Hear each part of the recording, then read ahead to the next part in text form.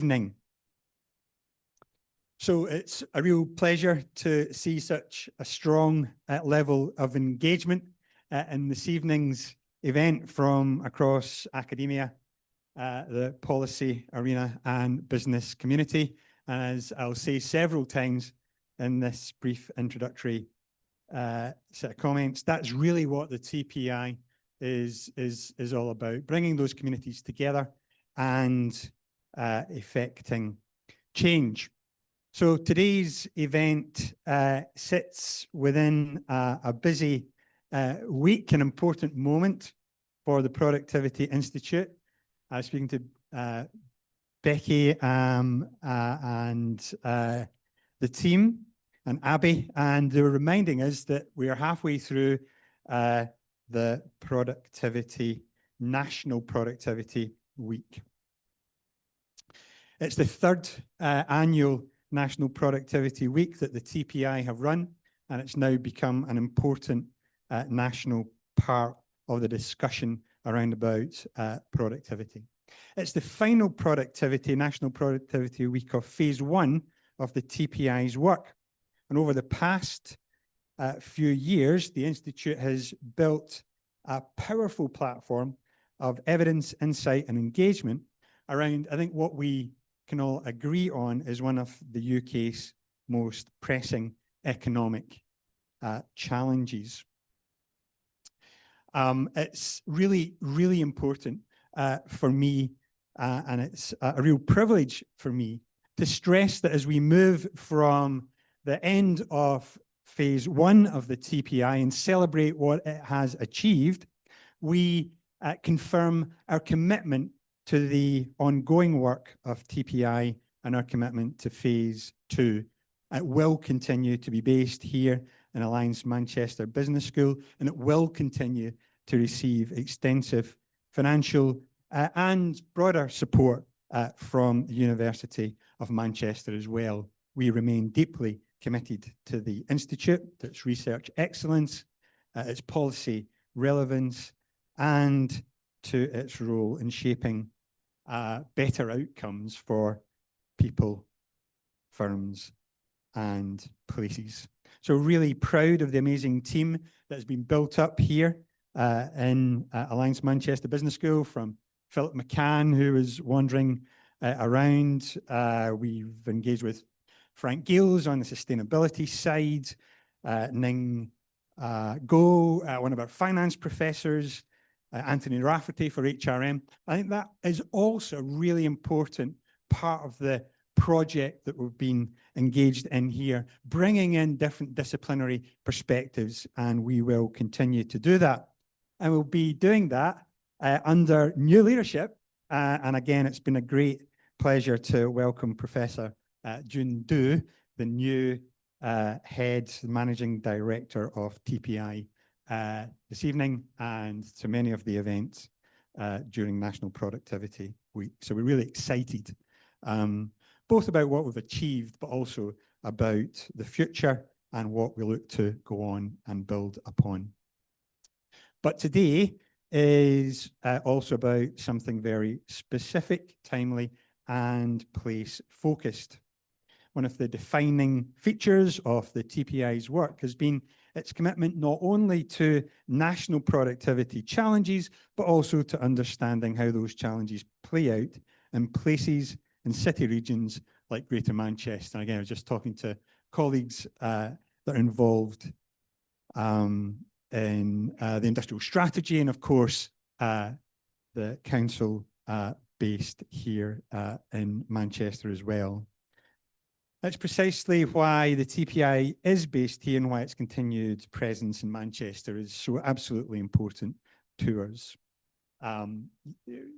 Often academia descends into abstract discussions, theoretical discussions, but they're not abstract issues. They play out in real lives, in real places like Manchester, in real businesses, and involve real people.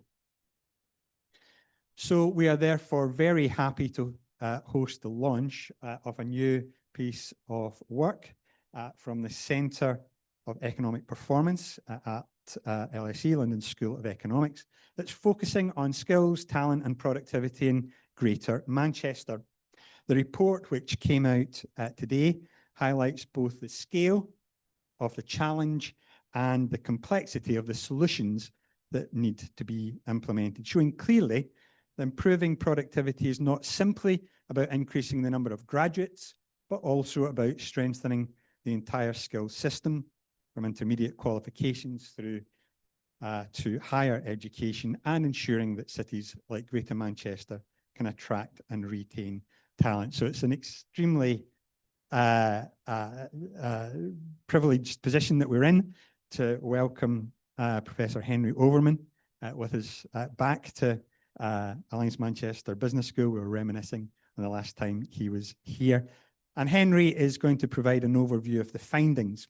That will be followed by a panel discussion where we'll have the opportunity to explore the implications in more depth and to debate what this means for policy, institutions, and for the region. So thank you again for joining us, whether virtually or in person. I do hope that the session this evening, that you'll find it insightful, thought-provoking, and constructive. And without further ado, I'd like us to welcome Henry, who will begin with a presentation. So thank you.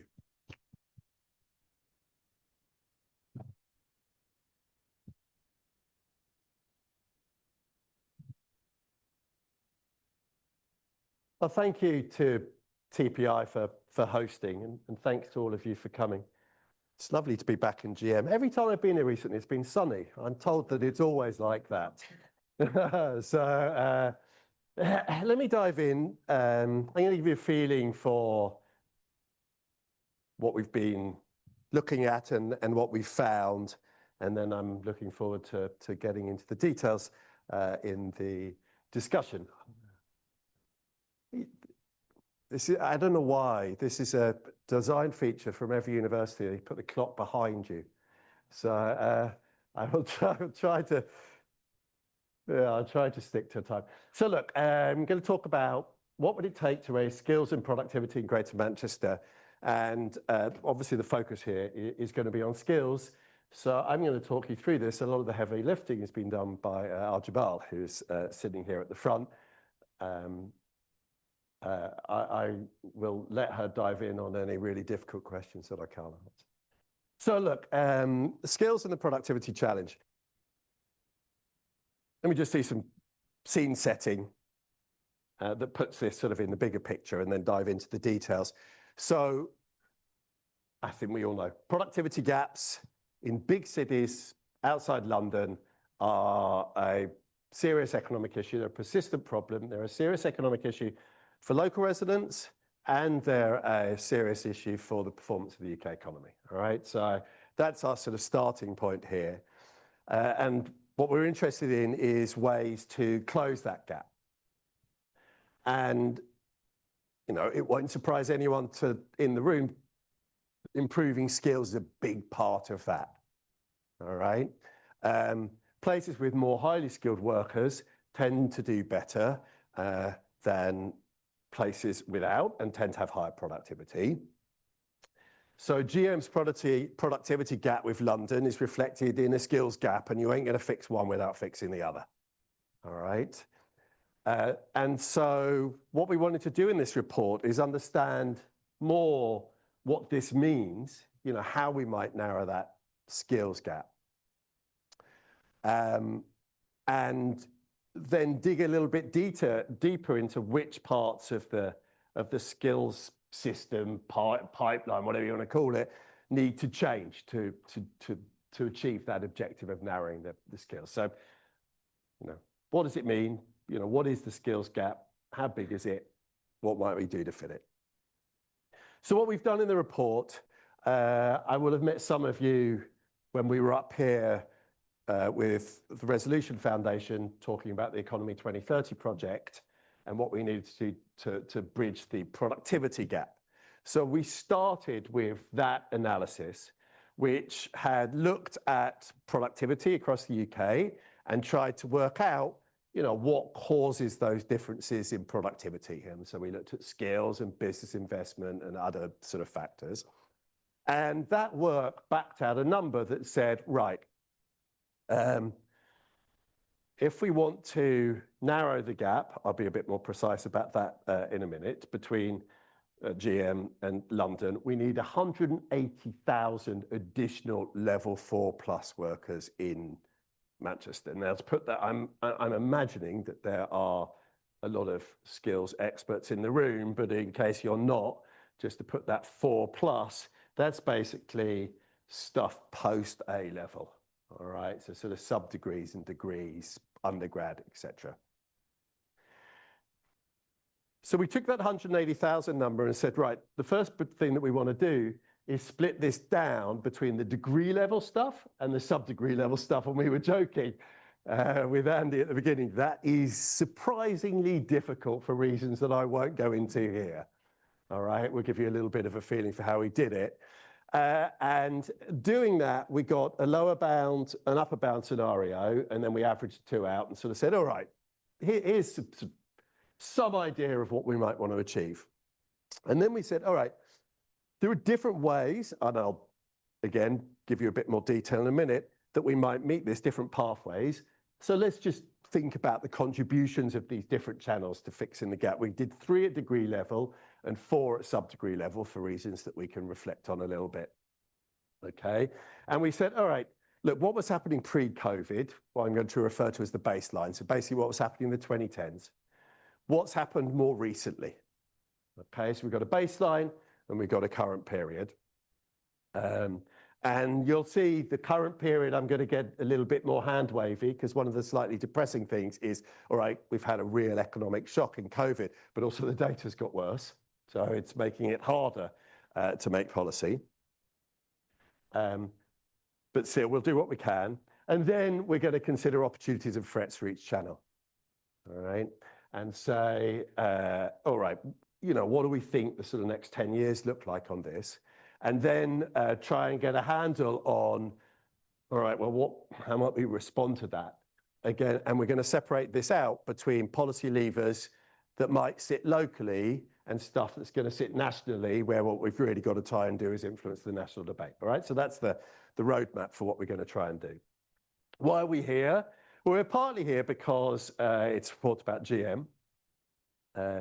We're also here because some of the expertise on the data and the underlying methods, sits in this room, Andy and others. And, you'll see that we've had to make a lot of assumptions to get here. All right. And so part of what we're here is just, let's road test some of that. So some of the data is old. Some of it has gaps. Some of it stopped existing. And we have to make a whole bunch of assumptions on retention rates. So how many people stay in GM after they've studied here? On completion rates, how many people start in a university, finish the course that they're studying, and on the skill profile of migrants, right? So all of this is stuff that, it's helpful for us to road test.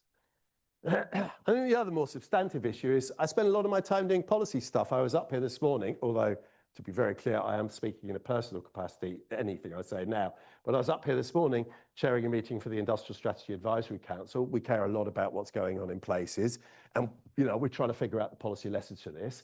And part of that is you've got to understand the local context, right? So we're coming here to help us understand the local context. If I might sort of preempt some of the questions, some of the things that we're hoping to get out of it on a purely selfish level, I'm interested in understanding, do you feel the magnitudes that I'm going to talk about, do the magnitudes feel right?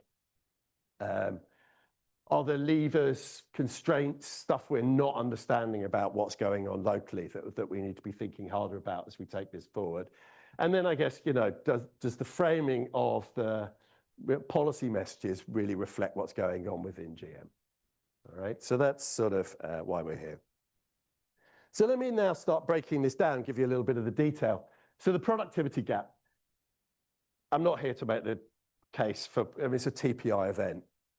Bart and others, if you haven't done it, that's, what can I say? You've had 3 years, what have you been up to? But it matters for the UK and it matters locally, all right? So I'm not going to get into the why we care about this too much. What I do worry about is the fact that GM has a big productivity gap with London, 35% below London at the end of the 2010s. We might get into a little bit of what on earth is happening in the data recently. I'm not sure I believe it, but you know, that there is a slight change on that. But still, you know, there is a big gap there. If you go to France, which also has a really, really big dominant capital city, but you go and look at its second city, the gap to that second city is much smaller. All right, so the gap between Lyon and Paris is 20%. So, you know, look, we might not worry about that if GM, which has been growing fast, was growing so gangbusters that that gap was going to disappear soon. That's not the case, all right? Setting aside my caveat on recent data, you know, if you just projected it forward with the relative growth rates, it's going to take nearly a century, all right? I am pretty confident I'll be dead at that point. I don't want to make an assumption about everyone in the room, but I'm figuring we're all gone at that by then, right? So that feels too slow to us. We want to do something about it. And so that's where that 180,000 number comes from, right? It's to basically say, what would it take to get us to that sort of gap between Lyon and Paris, being the gap between GM and London. I should say, by the way, this is one part of the picture because there are also some other very big numbers that would need to change in that report. I'll highlight the business investment, okay? You need a really significant increase in business investment alongside those increases in skills and some other stuff. If you're interested in that, have a look at the Economy 2030 report. So I said to you, we broke down that 180,000 number for level 4 plus into sub-degree and degree. And look, there's no clean way to do this. One way to do this is to take what the GM economy sort of looks like now in terms of its workforce, right? So that's sort of GM shares of sub-degree and degree in the workforce and just break that 180,000 number down. So those are the figures you see on the left there, right? And that basically says, all right, we're going to need 30,000 subgraduates, sub-degrees, and 149 graduates. Now, that's got to be an underestimate, right? Because if we're really going to close that productivity gap with London, we're clearly going to see structural change. So let's go to the other extreme and get an upper bound by saying, well, what would those numbers look like if we went to London? Right? Now, that's clearly going to be an upper bound because we're looking to close the gap, not eliminate it.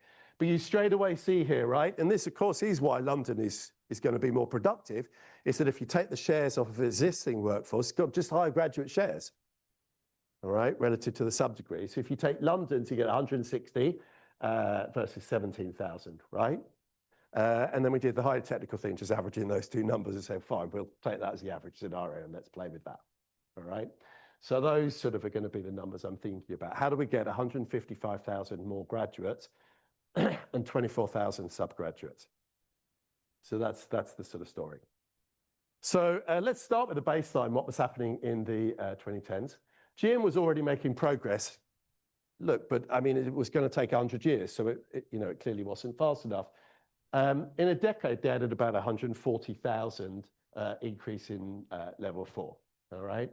And that came basically from saying, all right, if you break that down, most of it's driven by population growth. Actually, you did quite well on the employment rate during this period. Employment rates in GM, went up, but we think that we were at about the limit of that. I mean, if you look, the employment rates are, about 96% of the active population with level 4 plus and above.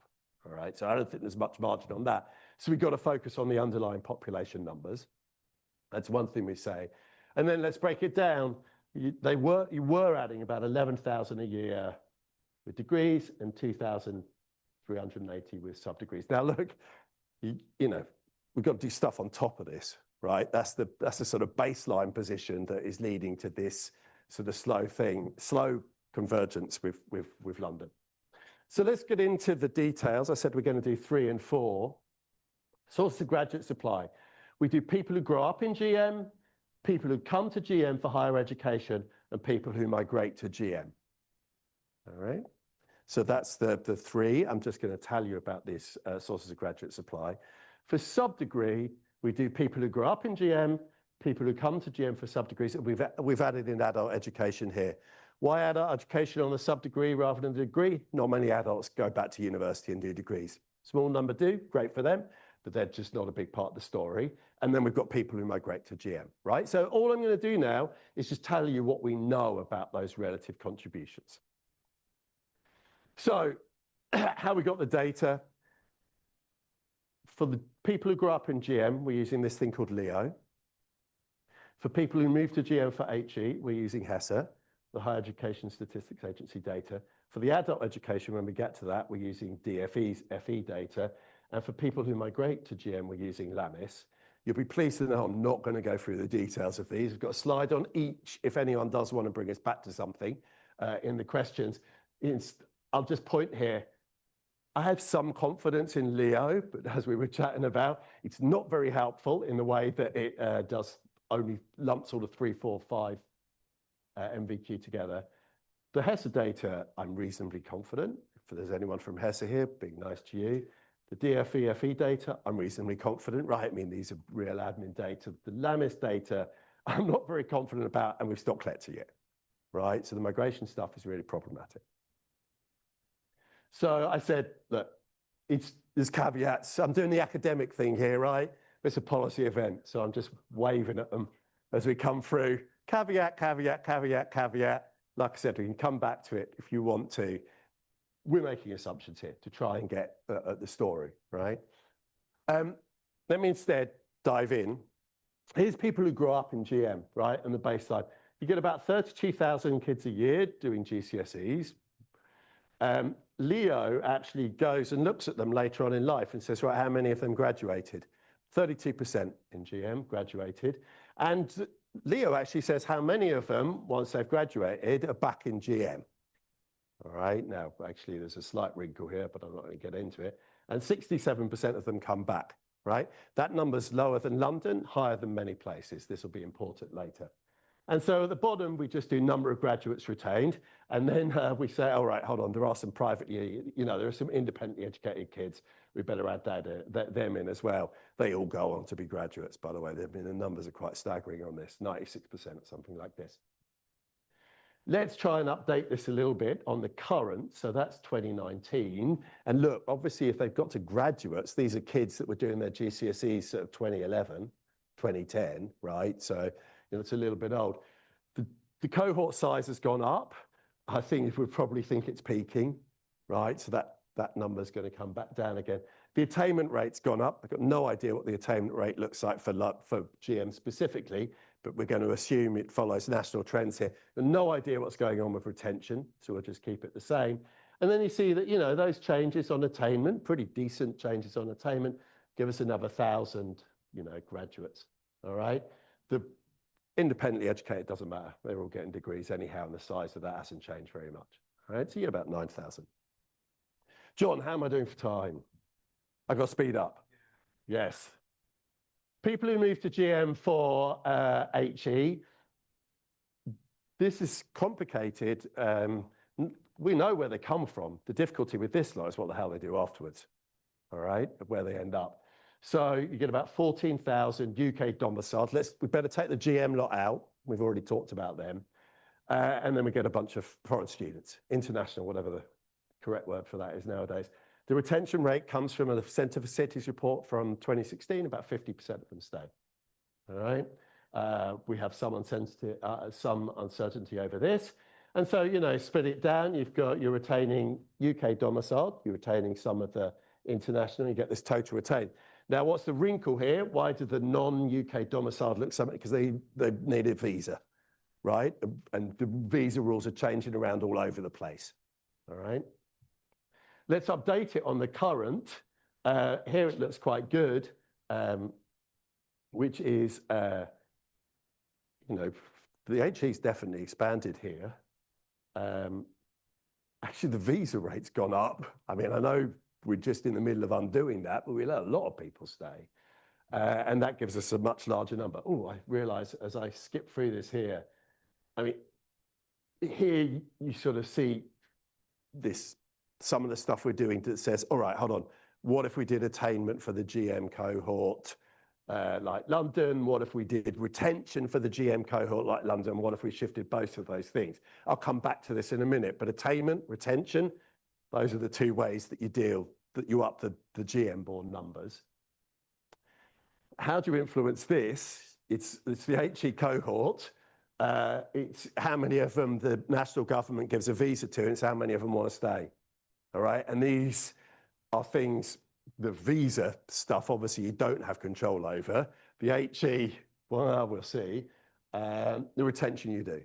All right, so visas, retention. And then there's migration. And the migration stuff is the hardest to get a handle on. But the headline message on the migration is you're really reliant on international migrants for positive inflows once you take out GM educated, born kids and people who come here for the HE. Now, look, by the way, I should be super careful here. That's not saying, you know, it's partly the reason here is that we're just focusing on the work related, right? There are a hell of a lot of UK nationals coming in here through the HE route, right? So when I say you're net losing, it's on the work side that you're losing. Again, you've got a real vulnerability here. You're not gaining very many. You're relying on the international migrants, and if the visa rules change, that channel goes away pretty quick. All right, I'm going to speed up. I'll do 5 minutes. 5 minutes, I'm done, John. I think we started late. There you go, the classic academic excuse. So the sub-degree challenge is a little bit different, okay, but we do exactly the same thing, all right? So we say, all right, the GCSE cohort, you know, what are we getting? The numbers are quite small, 500, 600. HE institutions, a few people do come here for foundation degrees, etc., but those numbers are small. Adult education is important here. That number's actually taken a bit of a hit, not surprisingly, during the COVID period, right? Although we assume that most of those stay. And then you get some migration. What we're doing here, by the way, is just assuming that migration route, unless they're in very specialist, in particular occupations, is pretty well shut off by the visa changes that we've seen. All right. So with the degree, you've got these sort of various channels. We can do attainment, we can do retention for GM-born kids, we can worry about the size of the HE cohort, we can worry about visas for the HE cohort, we can worry about what percentage of them stay here, we can think about stuff on the graduate migration, post-education. On the sub-degrees, a lot of it, and I think we'll probably get, you know, into this, is, you know, we've really got to think about progression of the large pool of level 3 A-level, basically kids who get A-levels locally and then don't progress any further. Right. So let me sort of move us towards the policy conclusions. Opportunities and threats, things GM can do directly. You can try and do stuff to raise the retention rates. I won't go into how you might do that because I know we're going to discuss it afterwards. But, you know, you're currently only retaining about 2/3. London retains 80%. Shifting towards that is going to get you a flow of graduates, either staying here or going away and coming back post-graduation. You've got stuff you can do on the HE cohort numbers. You know, there's university board, I know there's collaboration, etc. here. John might have things to say on this. The raw number matters, but actually so does retainment. Let's see.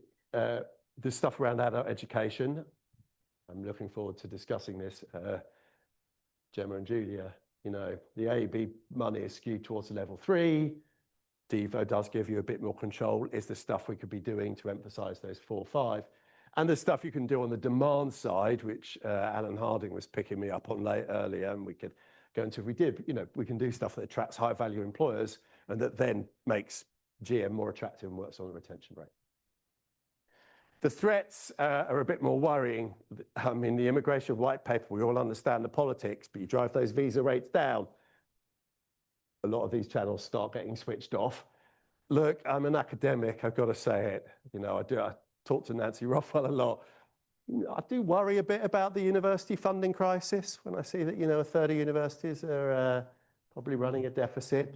I think, you know, there's some reasons for optimism on some of the GM institutions, but it's still a definite headwind. internal UK migration is already running negative, and the problem is if we switch off the international stuff there on the visa, we're in trouble. And definitely on the sub-degrees, because the skilled worker visa is much more targeted towards it. We try to drive those numbers down, right? So policy implications, I think we'll get into the GM ones, all right, in a second in more detail. Just to say, I do actually think that there are some messages here that go beyond this. You know, there are limits of the local pathways. And if you might sort of look at these numbers and say, my goodness, that's a challenge for GM.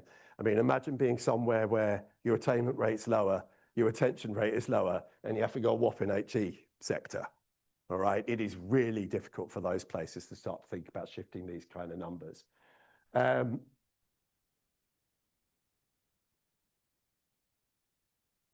Lots of places have the migration vulnerability. GM, again, probably does look quite good, right? Other places will struggle on this. How much will they struggle? I don't know, but the framework that we've applied, you could break it down. I mean, part of why we're here is to road test what we've done with a view to thinking, all right, well, if it makes sense to people locally, it's something that we could encourage people to do. And then here we go.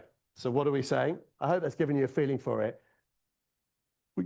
What are you trying to do? You're trying to create a more dynamic, resilient economy. You're trying to offer opportunities to lots of people. I think we'll get into this, right? There's some tensions here. So we're trying to offer opportunities to people locally, but we're also thinking about attracting people in to drive productivity growth. What does it mean for GM?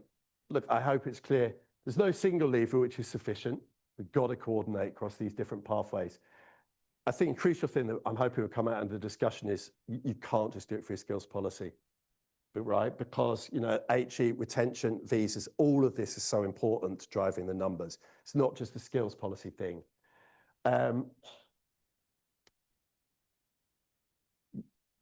There's an international migration thing which really matters for both HE and post-work. And look, I think it's important to sort of say to people, there are costs to doing this. It's not just London losing out. You know, these are really important flows for what's been doing, helping rebalance the economy. So I think that's going to be important. Then I think the final thing is, I do think the sub-degree is somewhat neglected. I mean, I'm interested in exploring this here, but I think it does raise questions for GM about what it does in terms of its further education and support for adult learners to get the sub-degree qualifications, because there's an important gap there, and the only way really to fix that is internally. I'll stop there.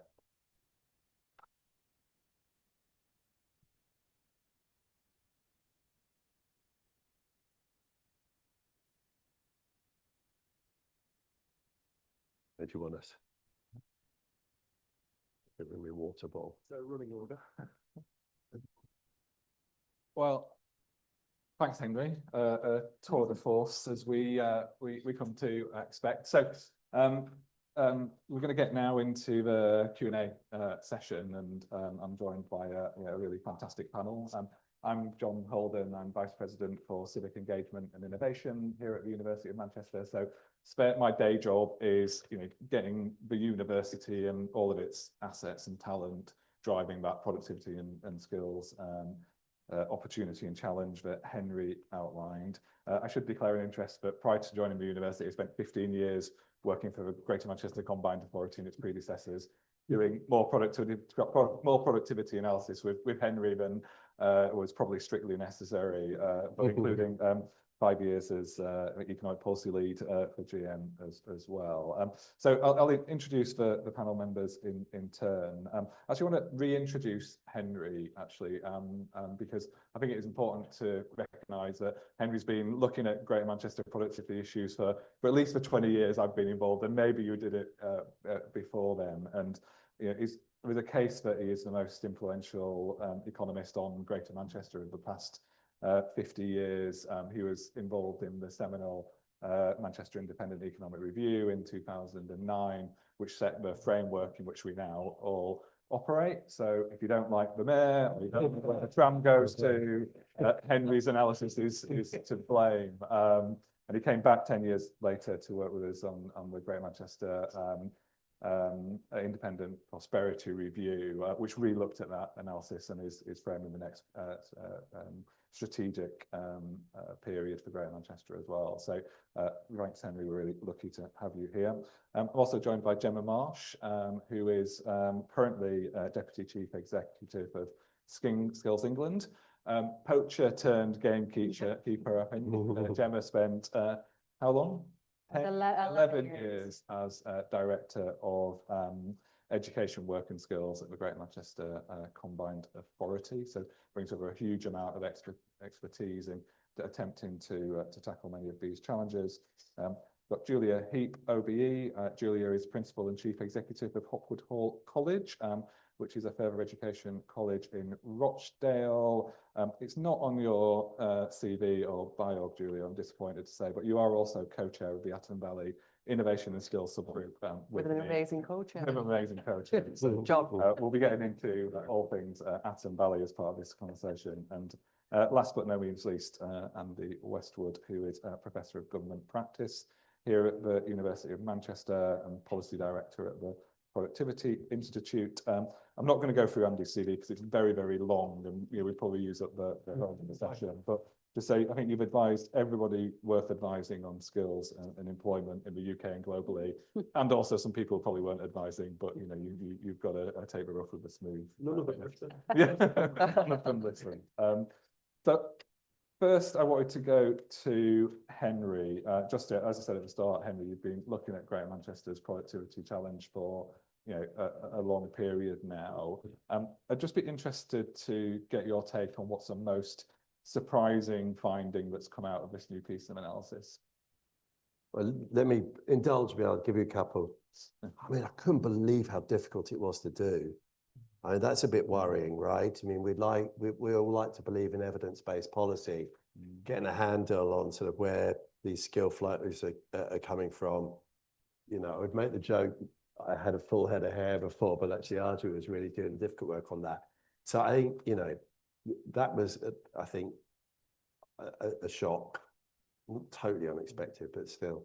I think that on the substantives, I think quite a lot of this I knew, but I really was struck, I think, by how important those non-local attainment levers were, end up being retention, size of the HE system, what's going on with visas, stuff that's going on, and then on the graduate side. And then I think on the non-graduate side, actually the reverse of that, just how important what's going on locally is for the sub-degree flow. So I think that's the two substantive messages. Yeah, interesting. I guess, Andy, that sort of, I guess, begs the question on that graduate retention piece that report essentially says, university is not just central to education, but also in what we can do to retain graduates and work with partners. In your sense, what more should universities, city regions be doing to retain that graduate talent in the region? Well, I mean, firstly, let me say it's a great report because I'm contractually obliged to say that. I mean, I literally read it twice on the train up today, and it really does open up kind of all of those debates in the way that it was designed to. So I think let me say that first of all. But I think the kind of what's really interesting, I think, from the perspective of universities is that, of course, universities are huge actors. But the way the report unpacks those different elements to this shows that universities are huge actors in each of them and should be. So whether it's homegrown GM talent, and particularly a university like this one, there's a clear agenda there, and it's largely been around widening participation, but nonetheless, it's one that we're familiar with. Building level 4 and 5, that kind of sub-degree thing probably hasn't naturally come to universities, but as Julia knows, that's become a really big part of both the university and the city's thinking about itself.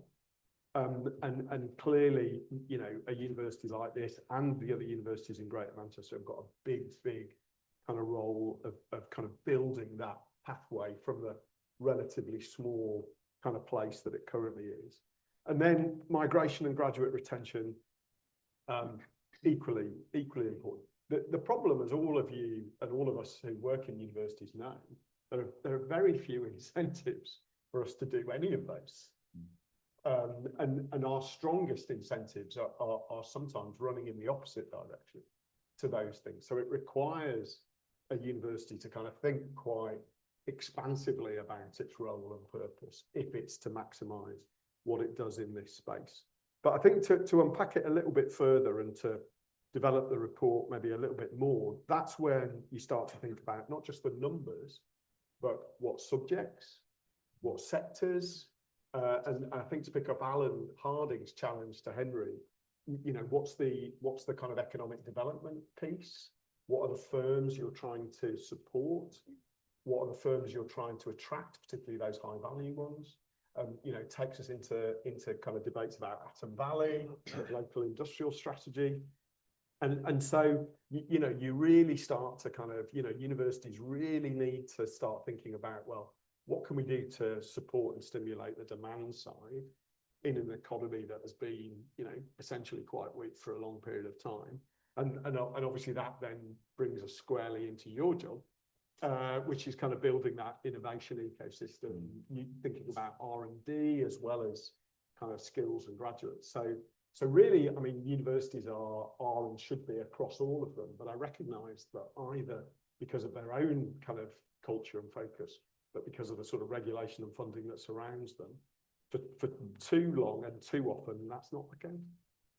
Yeah, absolutely. And I think I'll bring Gemma in now because I'm keen to get the sort of national perspective on this as well. And I guess from your perspective, you've sort of heard the challenges as Andy's set them out there. What do you think national agencies need to do differently to work with city regions to resolve these skills challenges? So you're in a safe space as well. In a safe space. It is being streamed on. Not that safe. So I think, you know, having spent 23 years working in Greater Manchester, the value of place is absolutely massive. And it's really interesting in the report, and I'm really glad the report, even though troublesome, has kind of unpacked that sub-degree level as well, because it is fascinating when you start to look at that. I think nationally, I've only been in Skills England now for a year, and, you know, trying to really bring that place lens through Skills England, and obviously Andy is on the board, he gets about a bit, is really important, because I think that the challenge that I take into Skills England and when working with Department for Work and Pensions or for DFE and others and DBT is it's the so what. So this, you know, we as Skills England, we will do national kind of sector analysis, you know, the industrial strategy is a national picture. We do, you know, there's kind of jobs plans. And then you kind of look to a place like Greater Manchester and you go, but how are you going to use that information? What does that look like? And to Andy's point, so if we know we need 180,000 and we know the levels, so who is available in the labour market here? And actually, your business investment point is really interesting, but also what are businesses asking for and do they understand what you're going to give them? I haven't met many businesses that know what level 4 or 5 actually is. You know, it's it's a skills language. So I think we have to make sure that we are using the data and the evidence as much as we possibly can to then bring it back down to, so what are the businesses in Greater Manchester asking for? Do they recognise themselves in what the kind of productivity gap is?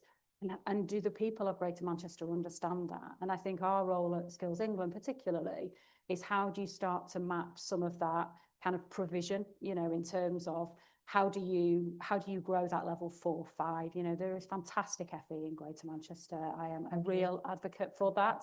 And actually what's really great in Greater Manchester is that connection between FE and HE in terms of that kind of talent pipeline. And that isn't everywhere.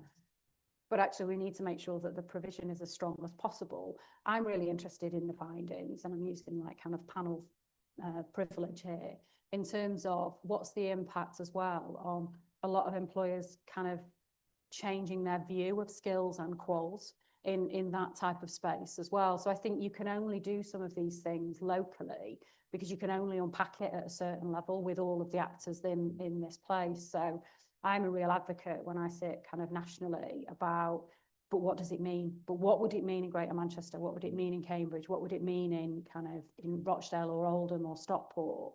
Because otherwise, it's a nice to have, and we'll never shift that dial. Yeah, interesting. And we're involved in a piece of work across all universities and colleges and the Combined Authority in Greater Manchester, looking at how we bring together that supply side to get a more joined up system here, and also to connect back to the demand side as well. And I think we'll publish next month the first sort of output of that piece of work. I think the appetite is there to join up and collaborate. I think the policy and funding environment to actually facilitate that is really difficult. And I guess that's where I'll bring Julia in to do the bad cop to Jen's good cop. The report, talks about the non-graduate route being more challenging than the graduate route in many ways. And it'd be good to get your perspective on the current funding policy environment. How well does it equip colleges to tackle that level 4-5 challenge? Thanks, and thanks for allowing me to talk about FE and particularly funding. So I'm going to start with a challenge. And listening to Henry, the challenges in HE around funding. Well, you want to have been in FE for the last 10 years because it's a drought, and I sit here thinking about skills gaps and productivity gaps, and we've got less investment in post-16 than any other part of the education sector. Less investment in training and development in organisations and businesses, and we've got a productivity and skills gap. It's quite an easy equation on one level, isn't it? But to talk about FE, they are amazing places of learning and gaining skills.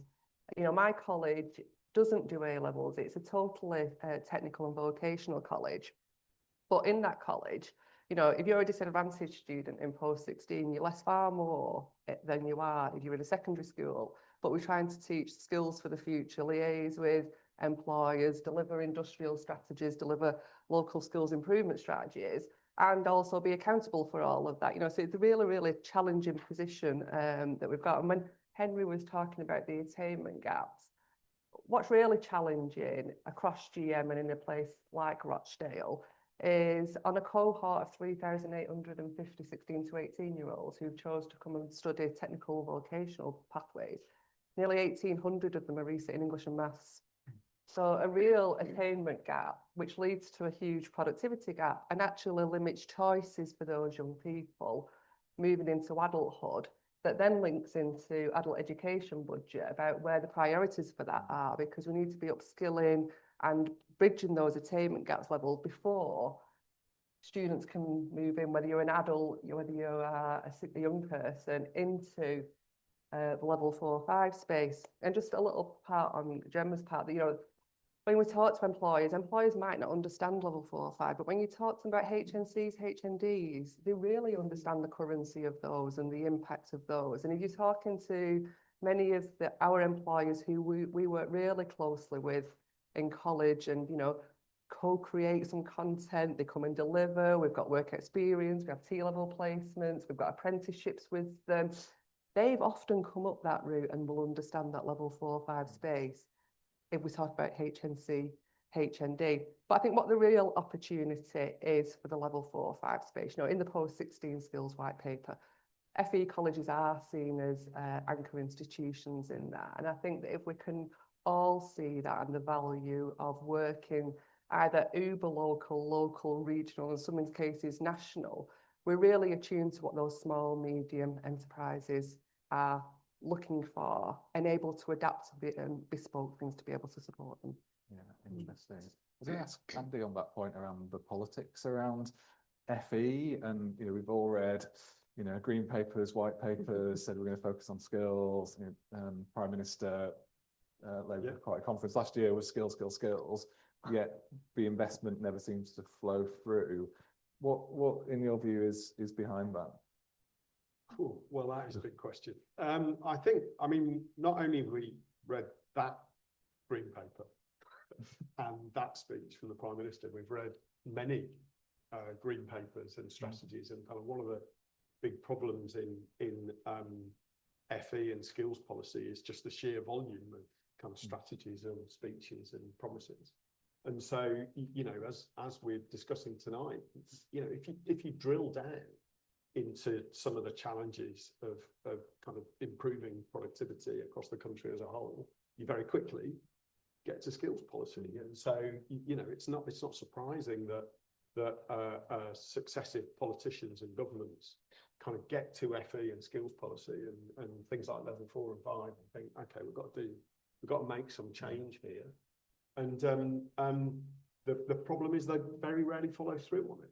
And so, you know, the level of policy churn that flows from that and the lack of funding that kind of sticks to it just perpetuates the problem. So, you know, I mean, I really welcome the discussion about level 4 and 5. But if you go back 10 years, the then Prime Minister, and there have been several, Theresa May, she commissioned Philip Auger to look at the kind of HE and FE system. And he alighted on level 4-5 as the missing middle. You know, we have considerably less of it, not just in Greater Manchester, but across the whole of the UK, more in England actually, than just about any comparative country in the OECD. John, actually, can I make a point on the FE-HE funding thing?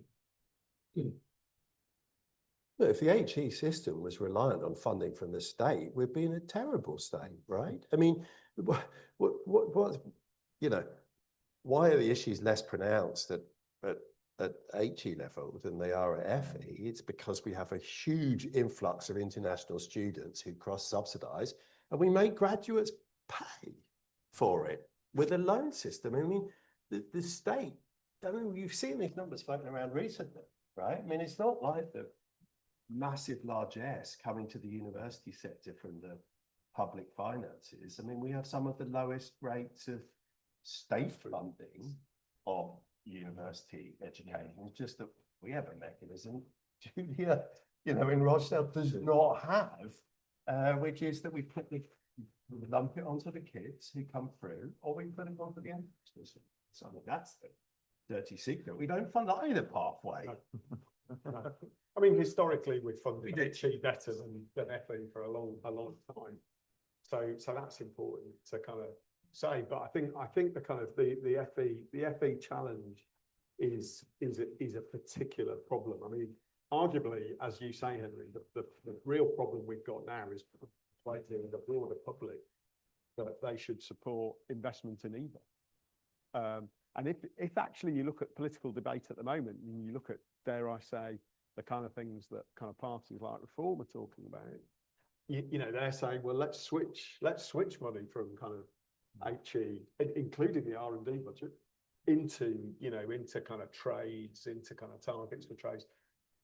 It almost never happens, even when kind of politicians promise it. But you know, that's a function of our kind of our labour market, our kind of culture, the way our sort of policy is made in this area. It's always done to the sector rather than kind of with it. Yeah. And I think just one other area that I just wanted to highlight.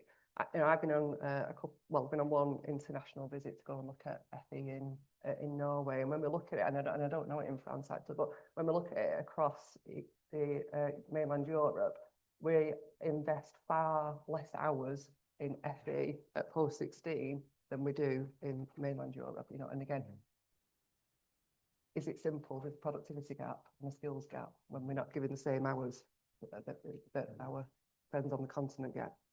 I'm going to open it up to the audience in a minute. I just want to ask Henry one more question on the direction of causation, correlation, and is the real challenge that we've got that 35% productivity gap, so we don't have the investment, public or in private, to invest in, you know, skills and all the other things you need to drive growth. So in your first slide, you said you've got a 180,000 people gap to fill, but you've also got this 15% sort of business investment gap as well. So it'd be good to get your take on, but I guess if you know the sequencing of those things, do we need to come along at the same time, or can you know, do you need to get the business investment going and then that drive to skills investment at the back of it?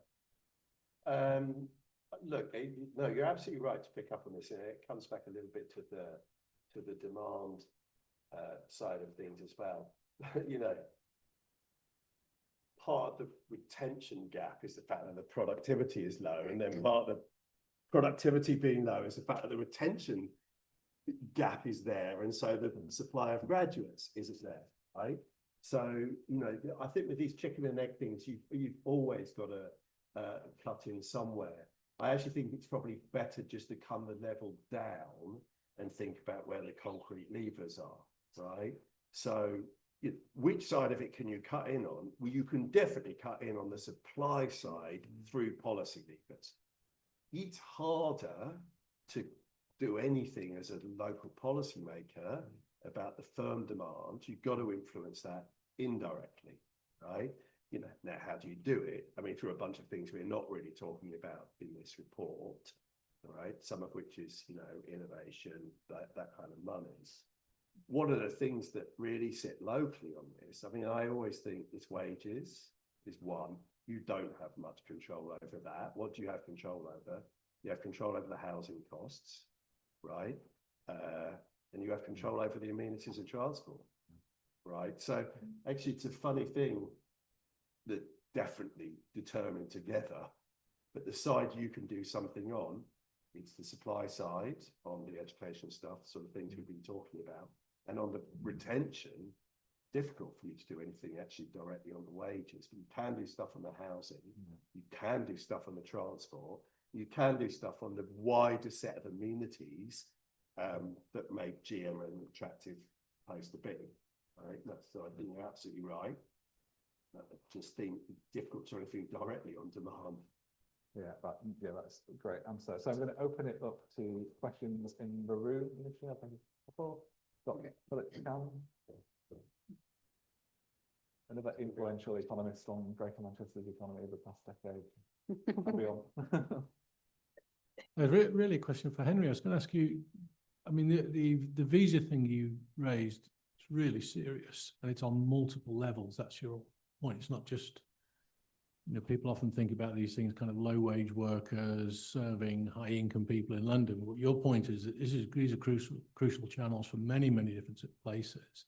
Do you think there's enough understanding in government of this? So I'll take one more then to follow that. Hi, Coral Granger, GM Colleges. Thank you for a really interesting presentation and discussion. The statistic that stuck out to me the most was 90% of level 3s not progressing any, 92% of level 3s not progressing any further. Apprenticeships are a great route for those people to progress and funded by business rather than government or individuals, as you've been talking about. I'm interested in the panel's views of the change in recent apprenticeship policy of, say, moving away from management degree apprenticeships that could be a tool towards increased productivity. Great. So Henry, was a question direct to you there about visa policy. Well, so look, I think people in this room are capable of reading this as I am. I'm absolutely confident that government understands it.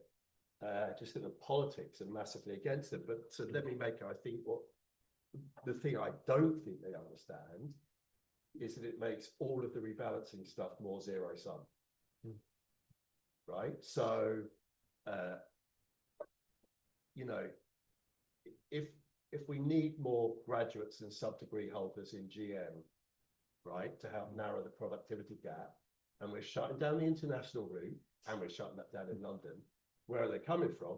They're coming from other cities in the UK or the wider region. I mean, that is it. I mean, that's just a binding constraint on this. And I don't think that is really poorly understood, right? Because the rhetoric is still always everywhere all at once, right?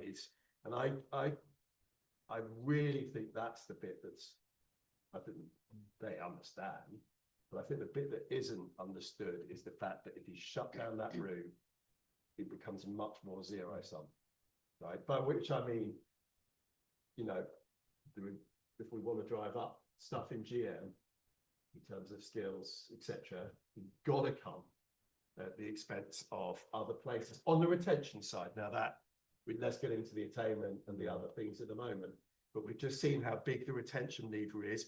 If you want large flows, you know, what did London do? We've just imported a huge amount of that, right? You shut down that shut down that option, it becomes much more zero sum. I'm going to let others come in on the apprenticeship, because I think they're better placed. Yeah. Andy, I'm going to look at you at apprenticeship. On apprenticeships. Well, I mean, let me first Emma as well, on that point. But, I mean, Philip, your question, does government understand? I think government does understand, but it's hemmed in by the politics. And it's reacting more to the politics rather than the kind of, you know, the detail of the presentation on this. And we know that. And we'll see more of that next week. So I think we need to appreciate kind of, you know, what's driving that if we want to kind of get them to change their mind on this stuff. On apprenticeships, two things come to mind, and the first is that alongside kind of, you know, what government does or doesn't choose to spend its money on, you know, we have seen very significant falls in employer investment in training over the last decade, and we didn't start from a good place. So you know, the kind of the level of employer investment in whatever bit of the system doesn't stack up compared to kind of, you know, most other countries in the OECD, and it's going in the wrong direction. On apprenticeship specifically, so Coral, your question. Let me take some of the heat off Gemma on this one. I will say this, that the English apprenticeship system is much bigger than any other apprenticeship system in the OECD. In other words, it delivers at more levels, across more occupations and broader age groups. So, you know, our apprenticeship system is trying to do a lot. And however much we collect with the levy, you know, spreading it across all of that is very, very ambitious. Now, it's even more ambitious if you're trying to solve very specific things. And so my sense is that those two things are related. Is that actually, you know, you need more employer investment in training across the board. And there are some aspects of the apprenticeship system that really needs to happen more of. I'm conscious I'm in a business school. And level 7 is quite important. But let me just say that kind of, you know, there need to be other sources for that. And that you know, our apprenticeship system does stand out in its kind of breadth and size. And we do try and achieve too much with it, in my view. And Andy, just to push you a little bit on that. So do you think the apprenticeship levy has failed in that it was established to drive up employer investment into training, and that's continued to go down? And many of the conversations we have with businesses is now they think they've paid for their training because they pay the levy. They expect the state to provide all of their education and training needs, which is, you know, can never be the case if we're going to, you know, drive productivity and high level skills in the way that we want to. So do you think it's you know, is there a reform that we should be doing with it? Should it be scrapped? Should it, or is it actually better than that? Well, I think it has definitely crowded out other investment. And I think kind of psychologically, again, tied to that very large apprenticeship system is kind of unsurprising. So, you know, if your apprenticeship system buys everything or attempts to, then it's not surprising that kind of, you know, firms kind of think, well, it does everything. Why do I need to do anything else? But I think kind of I would challenge you slightly. You know, was it there to drive up employer investment? Actually, it was there to save government spending in this area. It was introduced at a point where kind of, you know, a bit like student loans, we were getting kind of direct government funding off the books rather than kind of onto them. So it was a good way of saying this should be something that employers pick up. But one of the big drivers was kind of that actually that kind of government in that time didn't want to be able to kind of pay for all of this stuff. Whether that was therefore as much of a mechanism to drive up investment, I would. So I'll bring Gemma. Yeah, and I think that, like, to the point you make, Andy's point is absolutely right. There is a plethora of funding streams, as we've heard, across. You've got kind of, well, pick an acronym. You've got ASB, you've got LLE, you've got GSL, and I think one of the things that I try and focus on is reports like this, you know, sector skills analysis. Where are the jobs? What are the levels? And what is the provision that's needed? And then working with that business to say, right, okay, so where can you tap into all of that provision? And then where do you dip in? And where do you put your hand in your pocket? Because the public sector cannot pay for all of that. And I think, you know, that's one of the things that, you know, the leadership and management, you know, it is still there. It's just the fact that there has to be a pivot to something else. As Andy said, it can't pay for everything. So I think one of the things that, you know, I'm really, really interested in a place perspective and bringing it back to that kind of Greater Manchester and skills and productivity, is how do we make this a lot simpler for the businesses, for the SMEs, and colleges and HE like do a phenomenal job in this space, but we still need 180,000. You know, there's still a gap, and I think what we are hearing is you can't do one without the other, and I think that's sometimes where the kind of policy kind of hits against. I was really interested in that stat about the 93% at level 3. You know, the level 4, 5, what else is there? How do we use all available funding? You know, you've got things like HTQs, you've got things like adult skills, whereby you can then take the analysis and the data about what job and then start to shape your provision. You've got local skills improvement plans. There is a plethora of information. It's just about how much flex is there in the system to be able to adapt and respond. And then there has to be that trade-off. You know, the adult skills funding can't do level 4, 5 and basic entry 1, 2, 3 and ESOL. GSL can't do all of those things. But if you put that together in a place and start to have a really sensible conversation about that, then you get a very different answer, I think. Right. Julia, do you want to come in on apprenticeship? Oh, I'd love to, yeah. Apprenticeship provider, I'm sure Yeah. you've got views. I mean, there are some things that confuse me in life. And in our LSIP, I think leadership management is one of the top 2, 3 priorities, and now the apprenticeships funding is going away for it. So, you know, there is a disconnect in some of the policy and where we want to invest. And that's just like one example on leadership and management. But on apprenticeships, you know, what I'm seeing in the GFE college, we are getting inundated with young people and, more interestingly, their parents who walk through the door who want an apprenticeship for their young person. And they see that as a real golden ticket now, actually, in terms of being able to get in an apprenticeship, whether that's a level 2 carpentry and joinery, or whether it's a progression into a degree apprenticeship, wanting to be a quantity surveyor. They can see a pathway into that.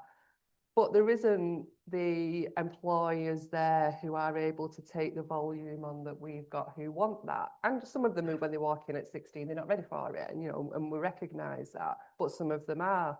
And then the economics and the policy side, and employers and the asks on them, you know, in terms of the costs that's have increased in terms of taking on an apprenticeship, and the bureaucracy that goes with the apprenticeship levy for a small and medium employer, is a disincentive for SMEs to be able to take on an apprentice at that time. And actually, you know, for me, on another level, there is then that wiping out of that ambition at that point.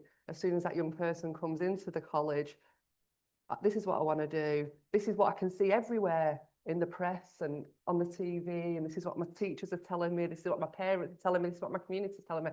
And they walk through the door and say, oh, have you got an employer you can bring with you? No, okay, then well, we'll try. But, you know, and then that ambition's gone. You know, not gone, but it's death by 1,000 cuts at that point, isn't it? And to see what they want to do. So, yeah, so it's a really interesting direct, but real traction in young people and their parents wanting to apprenticeship. We've got to jump on that, absolutely. Yeah. Right, I'm going to go back out if we'll take that comes there. I had one here.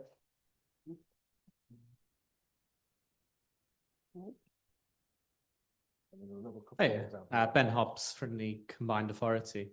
I just wondered if you could sort of touch as a group on the sort of opportunity we have with development and how things like our spatial strategy and opportunities like Atom Valley, like Old Trafford, are going to have on helping us tackle this problem.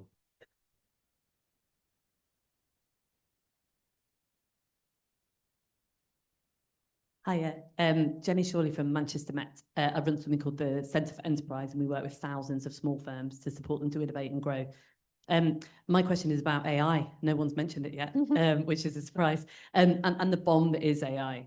So a lot of the small firms that we're working with either have no idea how to design jobs, or let alone what level they need to do this, or they don't care about degrees anymore. What they want is people to come in quick and create productivity through AI. So my question is for the panel, where do you see that in the next 5-10 years in this system?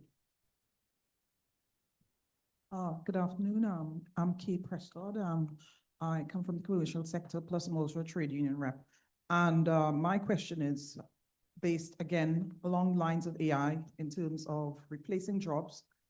There's also the problem with business process outsourcing, in the sense that one way of addressing productivity has been to actually digitally outsource a lot of, I would say, doable jobs that say level 4, level 5, level 6 workers can do. These have been outsourced in terms of cutting costs. And finally, the question I would like to find out in terms of the process, in terms of enabling legislation to join, let's say, these opportunities to gain skills and employers, can we as trade union representatives then be encouraged to help lobby with government, a sort of statutory instrument, for instance, with Employment Rights Act, especially as it's under a lot of it is under consultation at the moment.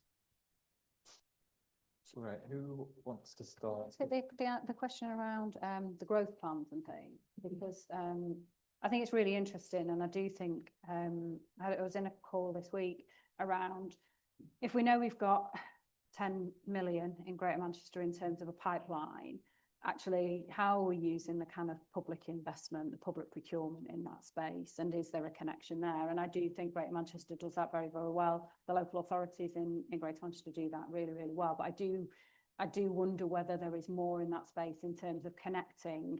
If I can see and feel a pipeline and I know what's coming and I know when shovels are in the ground, how then do we make sure we've got that commitment from them employers for those kind of apprenticeships, and how do you connect that? And I think, again, places really, like, you can only do it really when you are in it, because your employers can, they can connect with the college, they can connect with HE, they can do all of those things. So I think, my view is the more that we can do that in terms of public procurement, and we can start to connect, and more so than just, and you must take 10% of local people. It's got to be really tangible, and you've got to really show that kind of connection, because monitoring it is really difficult. And I know employers do it really, really well, but I do think that's one thing that we could start to look at, particularly in Atton Valley.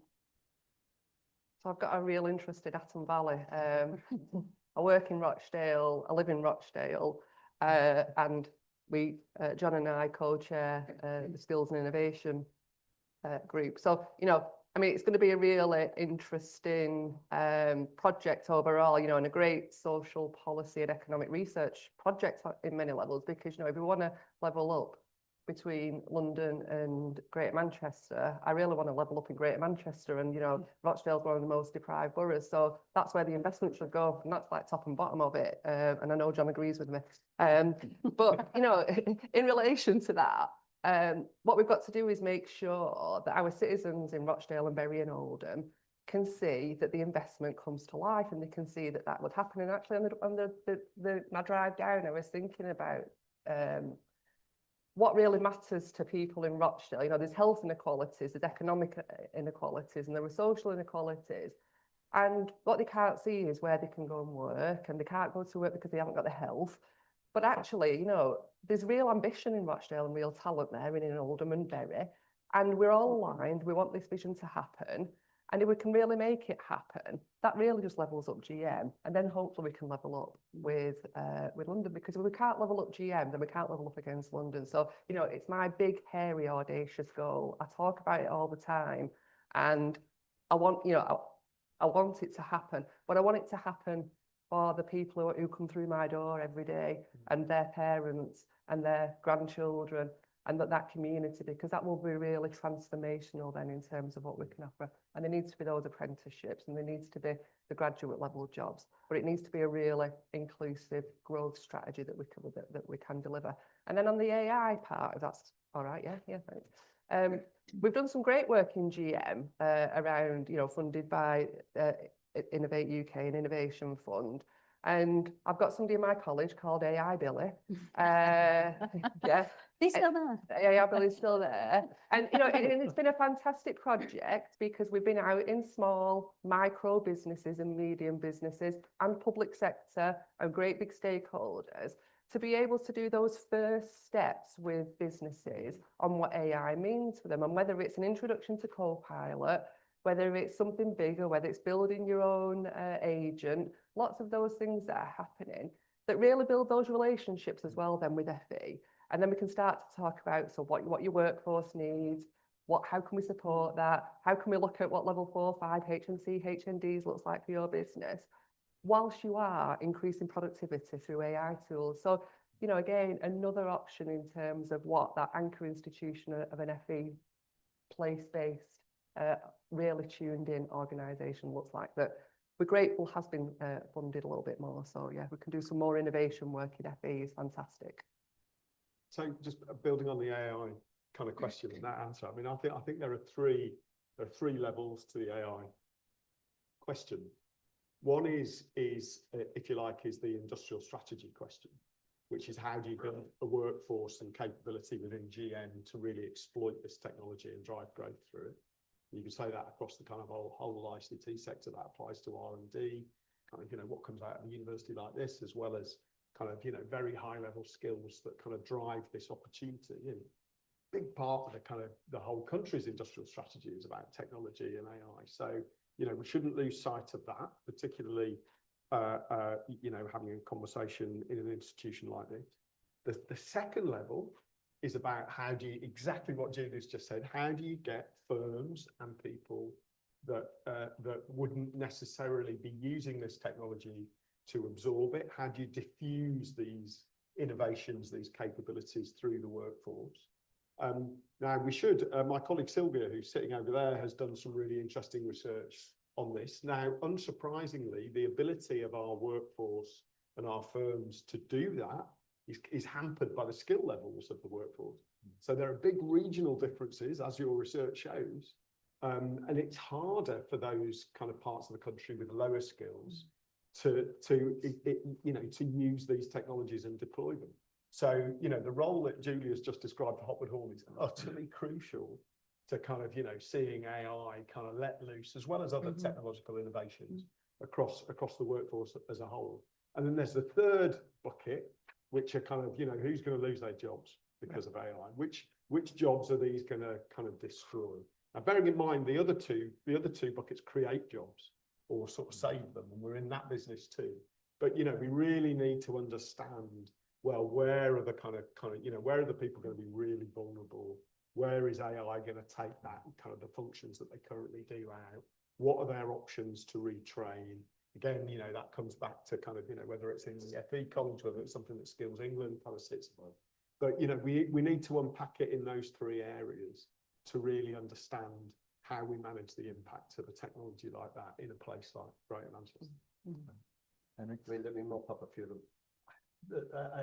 The graduate wage premium, by which I mean, you know, your income gain from having a degree over not having a degree, it does, I mean, despite what we're reading in the press, it does remain positive and you know, beneficial for most people to go, for the people that do it, to go down that route.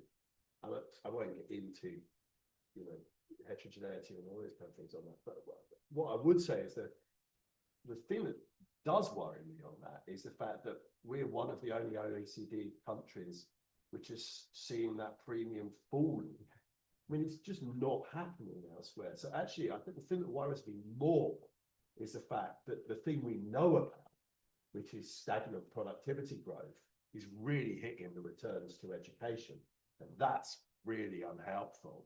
I am reasonably confident that for many subjects, you will still be better off having a degree and the flexibility that that brings, whatever happens with AI.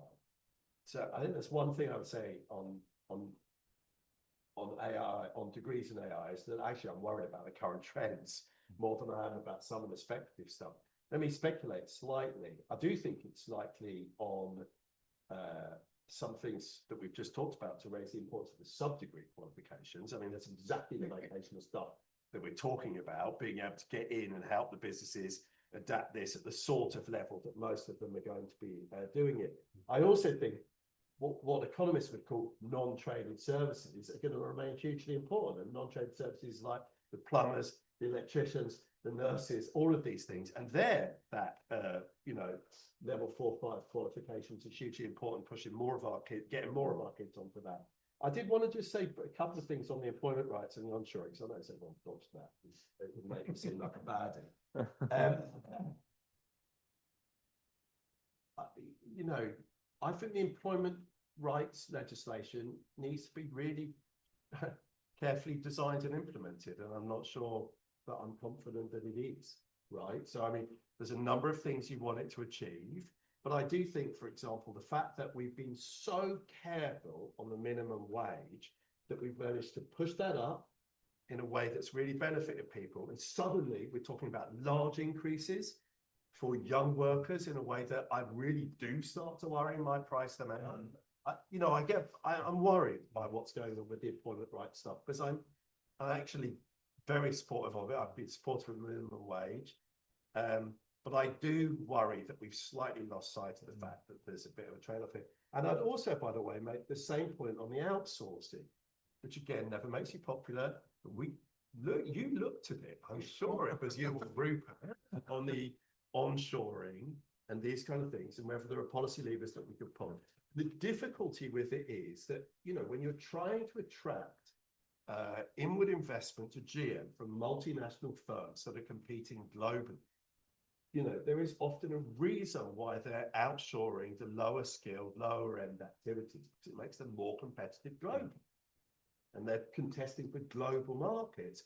And that's always been the tension. I mean, I remember looking at it. We definitely were looking at it. So we did a project, when was it, New Economy, my former organisation, on textiles onshoring, funded by Lord Alliance. So it's called the Alliance Textile Project. You can still see the final report online for those that are interested. I mean, what I remember is it's quite complicated, right? Because they're not necessarily, you know, the jobs that are going offshore are not necessarily the high value jobs, you know, that we would like to be getting people into and giving them a decent wage. And, you know, to some extent, part of the strategies of these firms is that it makes them globally competitive to some of this stuff sitting elsewhere. I mean, the final thing I'll say on this is it's back to something that we've sort of skirted around. You know, I'm actually pretty keen for GM to have more of the front office HQ type jobs. With some of the lower end stuff outsourced elsewhere, because I do think that generates really good, high quality jobs that will make GM more attractive. But I'm fully cognizant of the fact that, you know, the sort of trickle down arguments that this is going to magically benefit kids in Rochdale without some serious investment there. You know, just on that. So we're coming to an end. So I'm going to ask each of the panel members to sort of end on their, I guess, their single thought. If they were a policymaker in Greater Manchester looking to drive productivity, what would be the single lever they'd pull, or the thing they'd write and put at the heart of the, you know, the updated Greater Manchester Industrial Strategy? I did just want to answer Joe's question about the spatial priorities for growth in Greater Manchester, and you know, I do think those productivity figures just show it. You know, Greater Manchester is still, you know, a low productivity place, and it's really difficult to get growth happening, you know, anywhere in the city region. So, you know, I'm involved in major projects in the heart of the conurbation, including Sister, our innovation district. But you know, we still have to hustle and, you know, sweat our assets and work hard to get that developing. You know, bring in that, you know, inward investment into Manchester and the UK that wouldn't come here. That's also the same in Rochdale. So we're working out there now. I'm looking at Sarah Wong, the co-CEO of Unit M, who's, you know, working on the Sustainable Materials Manufacturing Centre out there. And what that's doing is, you know, putting in, you know, innovation into that development, looking to drive the demand side, and then we're able to align the supply side with that as well. And I think that smart supply side, demand side alignment we can do locally is, you know, is really powerful. So I'm going to let Henry have the last word because he's the speaker. I'm going to start with Andy. 30 seconds, what's the lever for? Okay, well, if I stick to the strict terms of your question, if I'm a policymaker in GM, I would want some input or control over all the things we've discussed tonight, because at the moment I haven't got any. That is true. So you know, if all this stuff matters, then kind of if I'm writing GM's industrial strategy, I'd want to be able to shape more of the kind of level 4, 5 graduate kind of retention than I am currently able to do. Yeah, good point. And the ongoing conversations about fiscal devolution are interesting in that context, and we all watch those with interest. Julia. Okay, I don't think there's going to be much surprise here, but I think under a deeper devolution deal where there is flexibility in how we allocate our funds in devolution, I'd be supporting more investment in skills to realise, you know, the great ambitions of Atom Valley so that we can level up GM.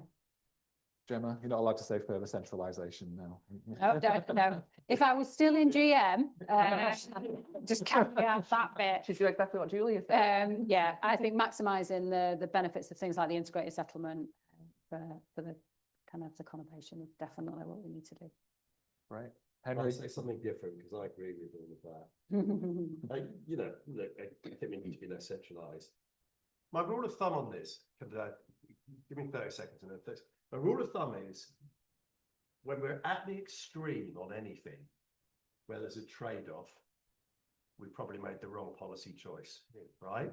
So there's a trade-off between being centralised and localised. We're the most centralised. We've probably made a first-order policy error. You can apply it to many things. I'll say something slightly different. I don't think, the thing that worries me really in GM at the moment is that you hinted at it. I think there's a slight tendency of job to behave as if it's job done. And I think that, you know, Howard Bernstein and Richard Leese, you know, over a long period of time, had a laser-like focus on the idea that you prioritize bits of the city where you think that you can go with the market and get stuff into GM when the great big sucking sound is towards London, the southeast, you prioritize.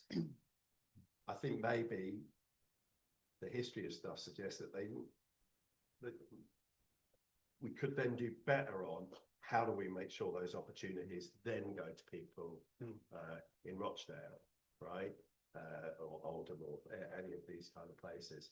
So I think, but I worry if what we suddenly do is say, oh, it's investment, you know, it's investments attracting employers to Roch, you know, that is the solution. I really think that's a big danger. So I think if I was, you know, advising GM, I would be trying to say, and I understand the politics, right? But doing this is trying to hold the course on some prioritization in terms of the inward investment and other things, and combine it with a strong argument that that is the way that we generate revenue and expenditure that we can use to spread the opportunities throughout the conurbation. Perfect, thank you. But I could go on all night, but we have to come to a close. I'm going to invite Bart Van Ark, Managing Director of the Productivity Institute. Well, that was a great presentation and a great discussion. And first of all, apologies for all those people online who are putting in questions as well. And we haven't even dealt with them, but I'll come back to that in a second. First of all, Henry, but also Adia, as you mentioned, there's a lot of hard work done this. And I think any researcher in the room having dealt with this kind of stuff will sympathize with you on all the hard work on that. So thank you for putting this fantastic report together. That deserves the pleasure.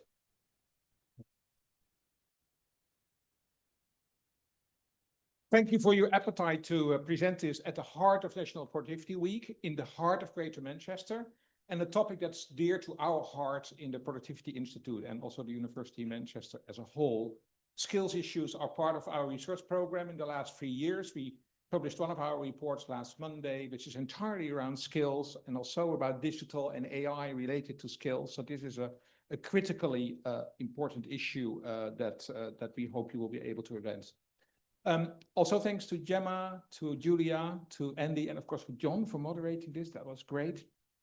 If you cannot get enough of it, then you can actually join us tomorrow morning at 8:30 for our webinar. So you can actually do it from home when you're having our breakfast. We have a daily webinar. And the good thing is, it's about skills in universities, because we're going to pose questions tomorrow morning to Duncan Iverson, our president and vice chancellor. He couldn't be with us today because of other commitments, but I got him to all those online questions that weren't answered today. I will put him to Duncan and see if we can do. But please do join us, or join us for any other activity during National Productivity Week or any other time.